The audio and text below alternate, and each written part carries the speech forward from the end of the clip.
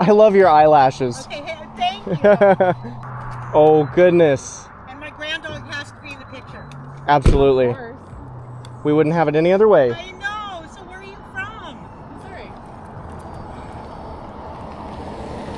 That's so cool. I saw you and I was like, oh my gosh.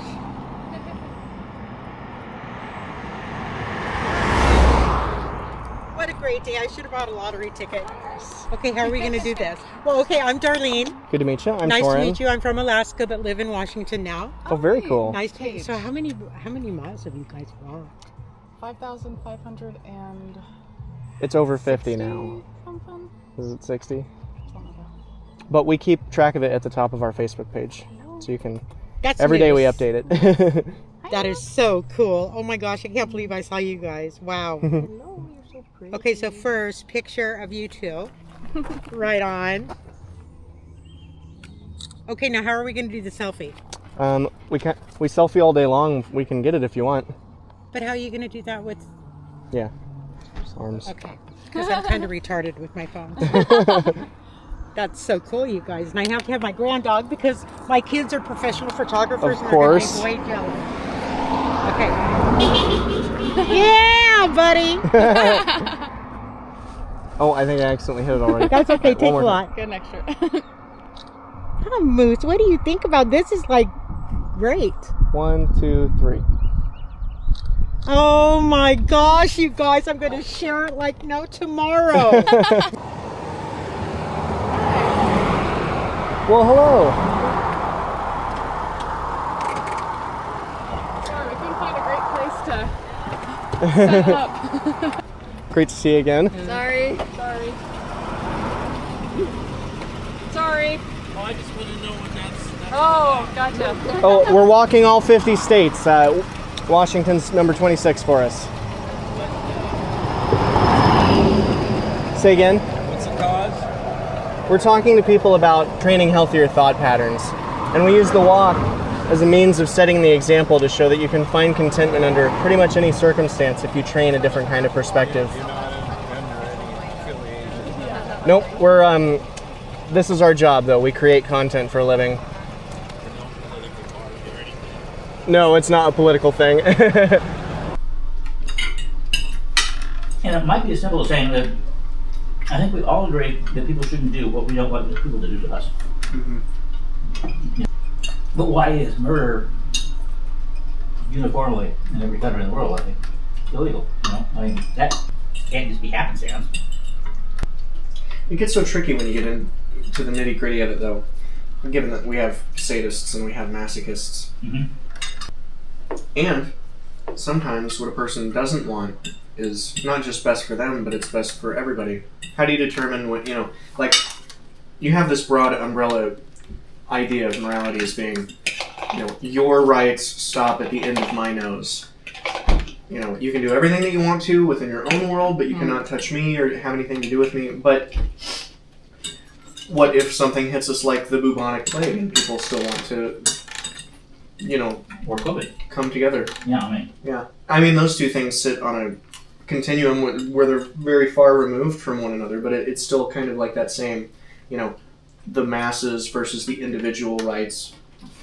Yeah. And how do you go about determining morality in those situations? Personally, I think that the focus on the right to say no. Because we live in a world where people seem to feel mighty entitled to have their way of not letting somebody do something they want them to, or making them do something they want. I certainly struggle with that. I struggle with the difference between something that different systems of ethics like consequentialism and utilitarianism versus something that's a little bit more Kantian. It's the problem is, the famous thought experiment of the runaway train, right? So there are so many different iterations of it, right? Yeah. Do you pull the lever to save the 5? Do you push the fat man to save the 5? Or if you're a doctor and a patient comes in and they need to go under for some reason, but you've got 5 patients with their blood type that need organ transplants, and you know that you can get away with the murder, you harvest his organs to save your 5 patients, and they just grow to feel progressively icky, but consequentially they're all the same. It's tricky. And then when you apply that to such a wide and expansive view of something like, what do you do in times of war when you know that someone is, threatening a population, but it means that you're going to have to bomb civilians in order to take that person out. Yeah. Can it be objective? I don't know. I wonder if it... And I think the gray area comes in and you don't 100% know that you're going to get your objective. You might be taking out civilians and not get your objective, get your target. Yeah. True. So I think the gray area in some of this is nothing's 100%. Everything's a little bit of a gamble. I mean, if I pull the lever, it's 5 people will jump out just in time. I mean, and that's the hard thing. I mean, am I going to hit 5 or pull? I mean, I literally have to pull the lever. I am going to be the one that caused it to kill that one person. There is no right answer to the questions. No. And no matter what you do, There really isn't. If there's no right answer to those questions, though, can morality be objective? Well, I get really mad when we watch these shows where somebody's putting we're talking hundreds of people at risk. To save their child, their mother, their spouse. I'm like, I love my kid. I love my mother. I love my spouse. But if I'm going to put 500 lives, this one person is worth 500 lives. Zoe says she'd be mad if I saved 500 people for her. If I killed 500 people and saved hers. From a Christian perspective, though, if you die and you go to heaven, or you believe that the person who died has gone to heaven, it's like doing them a favor, pretty much. I mean, and Muslims take that to an even more extreme, right? Where they think that they could be rewarded for jihad, and they're going to go up to heaven and be rewarded with 72 virgins, etc., the whole shebang. But of course, 72 virgins doesn't last after 400 billion years. maybe you get a new 72 every day. I don't think so. I don't think anybody ever said I don't think they're thinking that far ahead. No, they're not. But, there's just really playing God when you go through that game. Yeah. You're acting like There is. you can decide. And I've talked about it, you can't, because you didn't create the situation in the first place. The situation just unfolded fine. And so, whatever you do is going to have potentially positive consequences, potentially negative consequences, and you can never accurately predict in advance what those consequences are going to be. It could be that one of the people that you killed, it could be the person that you killed to do that, was going to become a mass murderer and actually would have killed 800 people. You say Or could have gone on to cure cancer. I mean, right, there's too many unknowns, and you'll never know the answer to those. So that's why I say I think it's more important to do something, to do one or the other, and not be paralyzed and do nothing. And it doesn't matter what you do, because there's neither answer is better than the other. I think, and given that we were talking about Eastern traditions, a more a yogi-like approach, I think would be something like, right action only exists in the present moment, and there's no way that we can logically evaluate it. Whatever it is, it might well be that exactly what's supposed to happen can only happen in the here and now.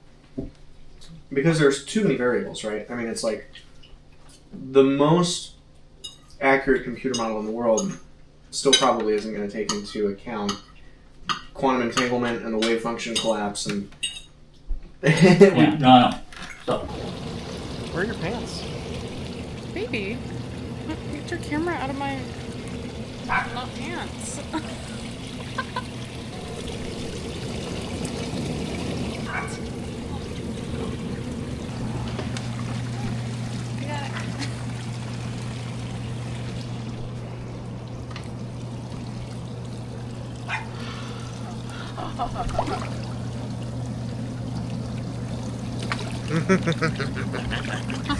Oh, on the sore muscles, it's so good. I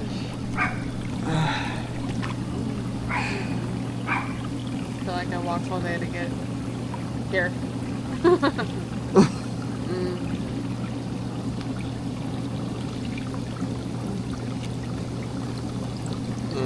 Thank you so much to our hosts, Yes. Thank you, Meredith and family. Meredith and Matt. And Zoe. Yeah, that's so great. How far have you come now? How many miles? 5,560 something. Congratulations! Thank you guys are killing it. Can I? Yeah, Yeah, of course. absolutely. I'll get you guys in the background because you guys are the cute couple. And I'll take one more just in cases. There we go. Because we're older. Well, I'm older. Well, keep your track up. You guys are doing a great job. What was your Thank name? you. My name is Christina. I've Nice seen to you meet on you. there. I think. Yeah. Yeah, meet Christina, you. Christina Paveo. It's I'm P-A-V-A-O, yes. So you guys are just killing it. Keep bringing up awareness. I think that's fantastic. I really appreciate it. So, Doing our best. thank you. Keep on keeping on. You guys are killing Absolutely. Good to meet you in it. person. Good to meet you. I saw you. I'm like, flip. Have a good one. Hopefully You it's too. beautiful today.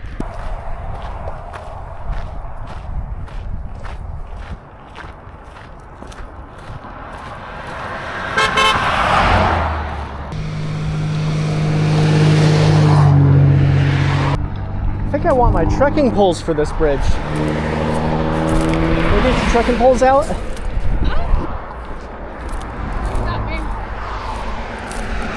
Thorns all over the ground. I think I want my trekking poles. Huh? I think I want my trekking poles. Yeah, might as well.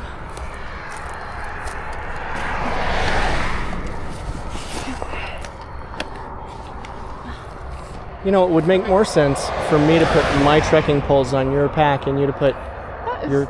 so true. Except for mine are lighter, so I want mine. Here, I thought I was going to get away with it. Were you trying to trick me?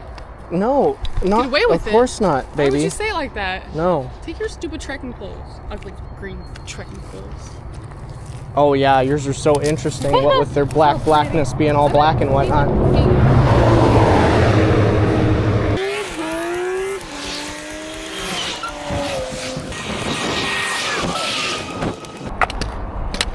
Oh my gosh, there is a... Look at that, there's a sidewalk right there. Let's run to it, quickly. Yeah, how did I not notice that? I mean, the shoulder's so big. The shoulder's huge, so I'm not even thinking like it matters, but why not? There's so many sidewalks in Washington.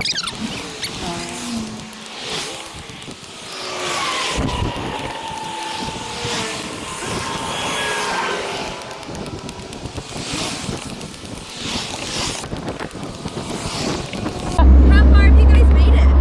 We're on State 26. We've done over 5,570 some miles. And you're just walking the whole time? Yeah, Oh my gosh, well, that's super cool. thank you. Good luck on your guys' journey. I was just curious. Appreciate I it. was like, I wonder if that's... We started in Missouri, but we're doing all 50, so this is State 26. State 26. Well, welcome to Washington. Thank you. you. It's been beautiful. Thank you. Where'd you guys start? We started in Missouri, but we're doing all 50, so we're 26 states in. Excellent. We're lopsided, isn't it? Yes, very. Would you like to adjust that while I go get a drink? Yes.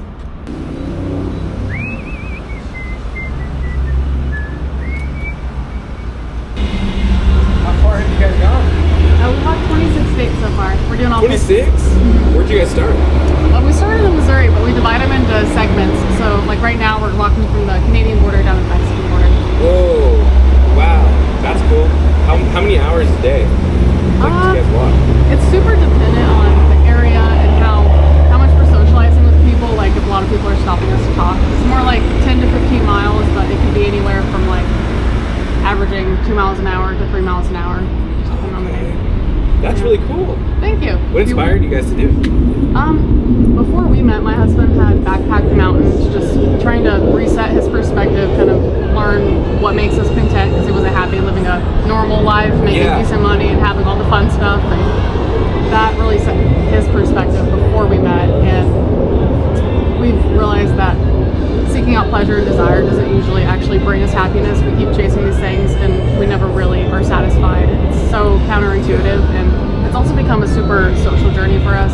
We originally just wanted to walk from Missouri through Kansas to Colorado, and we were invited in by tons of strangers that were super different from us, that had no reason to trust us, and we're shown hospitality from them, and they showed us that there's way more kindness in the world than we expected, so we're trying to share that with people also. That's super cool. Thank you. If you want, you can check out our Facebook. That's where most of our content is. Sweet. And You guys we're just doing more Walking YouTube America now. couple? Yeah. Okay. Same name on all of it. Cool. Nice, sweet. Well, nice to meet you. Good to meet you. Yeah. Well, good luck on your guys' journey. Thank you. Yeah. See you guys. Have a good day. Have a good one. Thanks. It was a 3 first, so we got 3. So you have to get 3. Look at those mountains.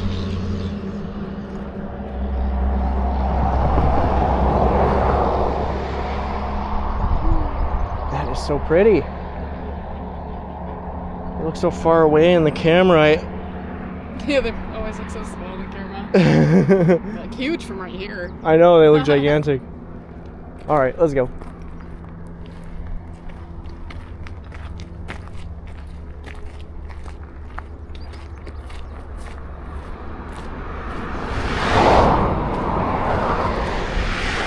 That's crazy to see you guys in, because Alger, we were walking through earlier today, like this morning, is a really small town. So you guys can even beat it normally, like there's not any tourists or anything, it's all local. So to see you guys walking through, like, that's cool. I went to Japan a couple months ago, and I'm from this area, and I always tell people Seattle because it's the closest big city. And I'm literally in Japan, and I had a little bit of extra like sushi or something, and I give it to this couple, and I like have a little bit of extra, like I had a flight of beers or something, I gave them a drink, and like, hey, where are you guys from? Like, oh, Seattle, and I'm just in Japan, and I was the first people I talked to. That was pretty crazy. How strange. Were you in Tokyo? At the time, I was in Osaka, but I went to Tokyo, yeah. Yeah. We decided we wanted to take 20 immediately out because we passed it if we did. How long ago did we pass it? Just a block. Okay, well, we got to go back this way if you want to follow us. So. I'm literally, hope I'm not bugging you guys too much. But No, not at all. I went into the haircut place and I was like, there's a place, my barber's up here, and I'm like, hey, can you guys get me in? They're like, yeah, in like an hour and a half. So I guess I'm just gonna walk around. Oh, cool. And I just ran into you guys. It's one more block back. Oh, you guys are just gonna walk along the highway? Yeah, on 20. Come on highways, but not interstates. Yeah. Yeah, that makes sense. Such a reality, like I don't want to be cheesy and say like reality check, but it was just like, reality seems so much more real now. It used to be like, you know, I could fall and break my arm, you know, mommy and daddy are gonna give me a cast and everything's gonna be fine. But it's like, if I broke my arm right now, like I gotta pay for that and then I'm gonna go broke, like I'm kind of that's not how I want to live. Like, it's just like, reality is just real. Yeah. And I still know some people that don't really think that way. And it's like, what I've been grappling with is trying to understand that reality is real and like things are dangerous, but also to just be more okay with it like I used to. Because I used to kind of be more ignorant to it and like think it was just going to be okay. But like knowing that it won't always be okay, but still being yourself being okay, I guess. I know exactly what you mean. One of the lessons that we learn continuously on the walk is that your happiness is entirely dictated by your perspective. There are people who have absolutely nothing in life, both their legs are broken and they're hobbling around in a wheelchair. And they're happier than the people who have absolutely everything. And the great thing about the walk is we get to meet these people. You know, we've slept in over 450 strangers' homes at this point, and you get to come face to face with every walk of life, and you find that it's nothing external that determines whether or not we're a content person or whether or not we're depressed. It's everything that we do with ourselves internally. Obviously, what we do with ourselves externally matters, right? Because we change according to the kind of environment that we're exposed to and the things that we consume informationally. Hello. You eat seafood? We do? Can I buy you some oysters or shrimp? Something to snack on while you're walking? Do you know how somebody eat dinner with? Huh? It is. I really appreciate that. Is any of it like dry, packable stuff, or is it all like cold stuff you cook? Well, I don't know if we can eat any right now. We're kind of racing the clock to cover some miles. Oh, let's hurry. You pick out, I'll get a few things. Oh, thanks. This is smoked salmon. Smoked salmon is incredible. Yeah, A little sugary, but because to smoke it. that could probably work. Yeah.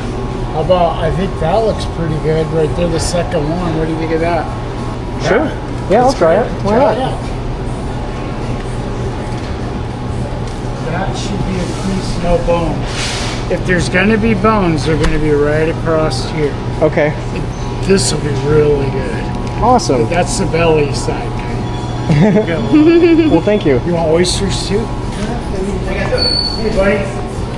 How's it going? Good, how about you guys? Pretty good. Doing well. You know what I've never done? Do you guys, would you recommend doing like an oyster shot? Do you like eating the oyster raw as it is? Yeah, that's what these like 4 right here are made for. They're called our gourmets. And Oh, they're really? Just, yeah, they all have different tastes, different textures. I've never done that. I've heard about doing it. Yeah. Could I try one I oyster? saw him walking down the road and I said, come on in, they got the best seafood. Yeah. Awesome. Can he do an oyster shooter in here? Will you shell it in Singapore? I can give you a demonstration on how to do it. Yeah, that'd be awesome. Yeah, so we have we have these oyster knives. What was your name? Joe. Good to meet you, Joe. I'm Torin. Torin? This is my wife. Hey, nice to meet you. So you guys are walking around. Where'd you start from? We started in Missouri, but we're walking all 50 states. So this is state 26 for us, but we're fresh in on this segment. We started back at the Canadian border. So you have a Facebook page? We do, yeah. Everything's Walking America Couple. I'll have to get a picture of that. Awesome. So this is what our oyster knife looks like. Oh, yeah. Well, the easiest spot is to go in the hinge part. Yeah, right there, right? Okay. Yeah. And you just want to get it in far enough, kind of wedge it in. It's a little bugger. Yeah, and that's why you don't want to shoot it all the way. That's why you protect this hand. And then there's a muscle on the top right here. You just kind of keep your knife along top, you'll cut it. And then you have an oyster. And there you go, and then you can loosen the bottom. So it's still stuck to the shell. It's still stuck to the shell, that little muscle, and then barring any shell, you're good to go. Awesome. But yeah, You can go. there you go. But yeah, a little flathead screwdriver or a little knife, you know, so yeah. Oh, that looks very appetizing. Okay.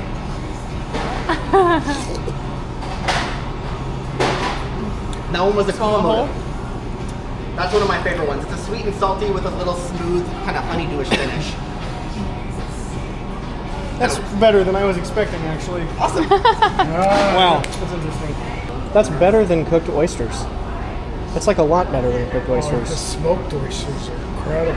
Yeah, we got some smoked oysters right there, the E-Coney. I feel like I'm never going to look at oysters the same. Right. Lemon pepper. This is really nice of you. Thank you so much. No, I think it's pretty cool what you guys are doing. Alrighty. Craziness out there right now. Is that right there for you? Yeah, we hope to maybe bring some tranquility to it if at all possible. How far have you guys been walking? This is state 26. So. Dang. I bet you get to see a lot of cool things and you get interactions like this, you know? It's all about the people. Yeah, it's For cool. sure. It's awesome. That's all yours right there? Guys, you be safe out there, okay? One more time, what was your name? Joe. Good to meet you, Joe. Thank you so much. I'm gonna find you walking in there. Facebook's our primary platform. We're on that every day, and then we release episodes periodically on YouTube. Oh, nice. Okay. You be safe, all right? Have fun. You ever eat smoked salmon on the side of the highway? I can't say that I've done this before. It's supposed to be really good, though. So they say. Fish people. I'm a fish person. We're a fish person. Oh, skin? Are you supposed to eat the skin? Yeah. The scale? It's pretty good, actually. Am I gonna think it's good? Really good. I'm skeptical about this light. Why is that so? It's like beef jerky. Show me. You gotta eat the skin, baby. The skin has so many of the nutrients. I don't like the skin. It's weird. I don't like the texture. The rest is pretty good. Tastes like Kind of fishy, smoky meat, but not too fishy.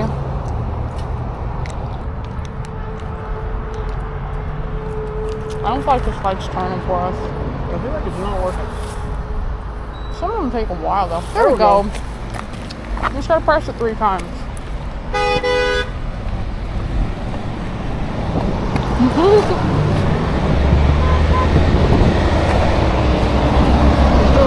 Yeah.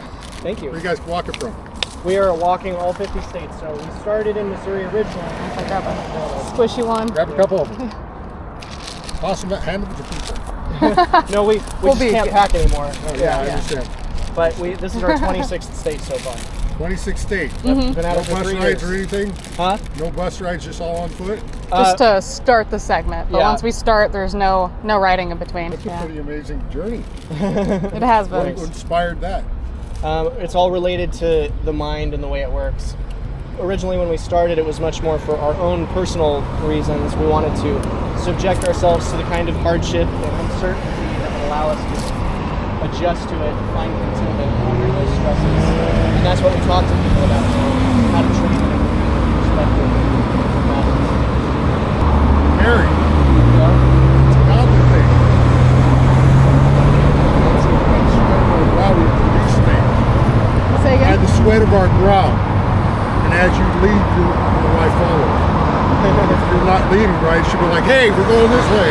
But if there's peace, if there's joy and hope in that marriage, God will bless it. She's followed me across the country so far. Well, there's rougher times ahead. And I believe that. I left my clean, sober house, whole 9 yards, and started living like Abraham.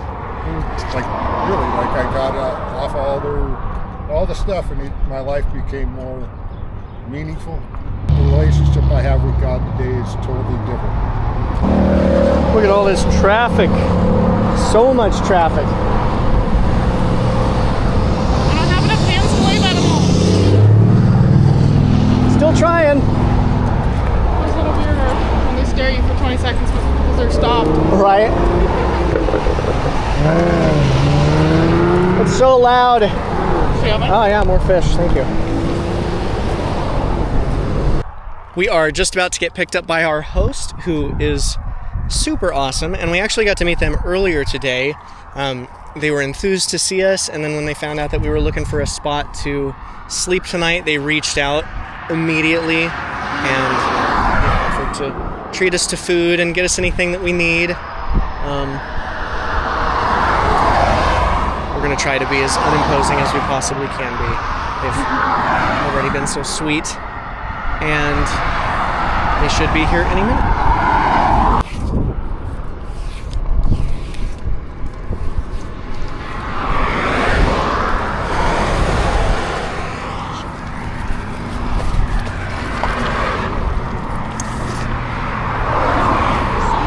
Yeah, it's Christine. I have a cleaning business, obvious. Oh, they're not even back here. My son did do it. I told him to do it. He's like, oh, okay. So I left and just think he didn't. You have a clear car. There you Awesome. go. Put your I cuss. I'm so sorry. We are not offended by it whatsoever. You're about to meet the worst but best person ever. Okay. That's why I was like, no, you guys are allowed to just go to your own room. Unless you want to talk. Well, it's great to see you again. Yes, here. I told my man and my son, they're like, you did what? Jesus, Mom, this is up your alley, but they seem like good people. Like, right? Yes. They're probably better than us. I'm just Well, saying. I suppose, you can be the judge of that after you get to know us a little bit. Yeah, well, that's what I'm saying to you. I already told him, like, I'm going to have to warn them before we get home. Like, trust me, you might want to just tuck me in. I have opinions. But it doesn't mean I don't love you for opposite opinions. That's what I stand for. Well, we couldn't agree more. In fact, that's kind of our whole shtick, is getting along with people no matter their opinions. That's why I adore you guys. I'm like, yes, agreed. Absolutely. It doesn't matter what your opinion is. Can we all just love each other? Well, and I feel that and talk out of respect. if we were in a world filled with people of the same opinions, the far extreme end of that would be like, can you imagine living only with a room full of yourselves for the rest of your life? Nobody I wants can't to do barely that. live with one me of myself. Okay? If right when I go to bed, I'm like, are we done beating ourselves up? Can we go to bed now? Could you tell me what I'm looking at here? Yeah. So this is a ceramic chess set that I had made. I finished it about 3 years ago. It took me about 7 years to make. Almost 1,000 hours. And it's hand-painted glaze. Everything's done in layers. So it's actually like the reverse of regular painting. So you actually have to put down your shading first, then your overcoat colors, and then when it fires, it pulls the undercoat and the shading through if you do it right. And you can kind of see I started with the blue pieces, and I got better as it went along. I'm not sure why, because I think that you said earlier that these guys took the longest, right? The knights. So the knight, The these, hor- yeah, the, gotcha, the knights, the knights. because there's so many little tiny. And I have like a jeweler's magnifying glasses Mhm. set that I used, and I actually use a porcelain doll brush Mhm. to get that level of detail out of them. I find the rooks particularly mesmerizing, especially the blue ones, the differently colored bricks. And I imagine those were maybe simpler to make than some of the other pieces. Simpler in technique for sure. Yeah. It just was a matter of I could actually clean the paint off. Those were actually, oddly enough, the easiest ones to make and end up looking some of the coolest. Yeah. Isn't it strange how it works that way sometimes? I actually worked as an artist in Denver, so this is incredible. I mean, it's just super incredible. Thank you. Yeah, I think that's the thing. People are easily discouraged because it is so imperceptible at times, but it doesn't mean that the change isn't occurring. If only we all had access to just get regular MRI checkups and watch our brain actually change over time. But for me, I was incredibly cynical when I was younger. Interestingly enough, I had started to study different philosophies of mind. I was really interested in Stoicism, but I didn't really do anything for my relationships with other people. It really helped me with my own personal resilience. That's eventually when I hit the trail, I quit my work. My mind began slowly changing through those processes. Your environment helps tremendously with your thinking patterns, of course.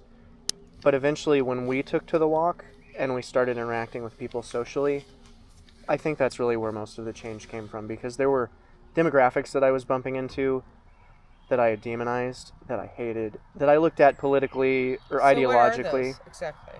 I'm just wondering. Sorry. I just say it like it is. I'm sorry. All right. I'll be honest. Okay. I grew up as a fundamentalist Christian. I mean, I was made to read and study the Bible regularly every day. I wasn't raised that way, Yeah. but somehow God found me to be that way, and I was evangelical about it. Yeah, I ministered to people. And I started my third lap back through the Bible as an adult and started bumping into all of these issues that some of them were moral issues that I took with God, like his hardening Pharaoh's heart. There are a variety of other things, contradictions. I started noting these, and it turned into a 350-page binder as I made my way through the Bible. And I looked to apologists, and I became disillusioned with it. I started looking at Christianity as something that was truly misleading and in some ways harmful to people, and I began demonizing Christians. I became an ardent demonizing, thinking that they were ignorant, thinking that they were... Why, though? Because they weren't looking into it with the same kind of scrutiny, intensity that I was. Yeah.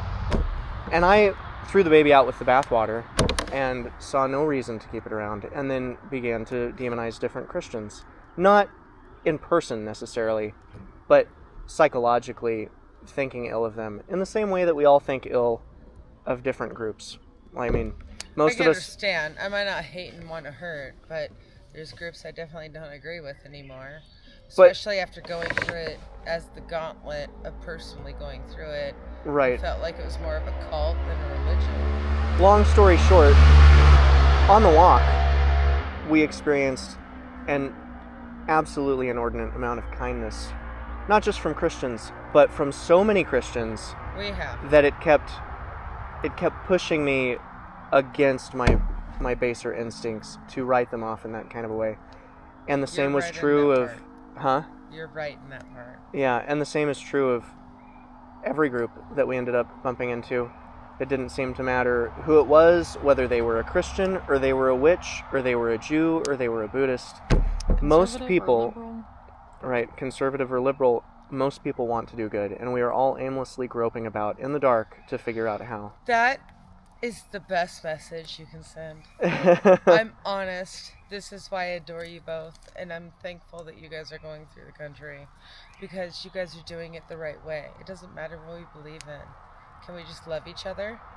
It seems like a very uncomfortable thought for people to not be able to write a lot of individuals and groups off as being malicious. But the world is not black and white in that sort of way. I think... And I'm the most black and white person. This you- is the hardest for me. But I am understanding this, that I'm not out here to go fight anybody. Yeah. I'm just going to love you, period. Yell at me. Do what you want. Don't agree with me. Even if I don't agree with you, I'm going to love you. That's what my job is.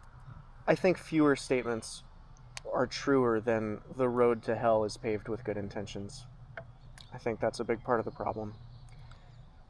Well, I think there's two things of, one, people can do whatever they want once they other someone. Once you disconnect from that person being over there, they're that people. They're not really human beings anymore.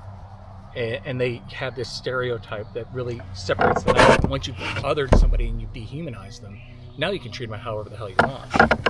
And I had a unique experience in that I grew up in the inner city. My third grade elementary class, the only white girl was an albino, and there were 3 white boys. I grew up as a minority Caucasian, and so there was no really chance for me to even think any other thing from the time I was really little.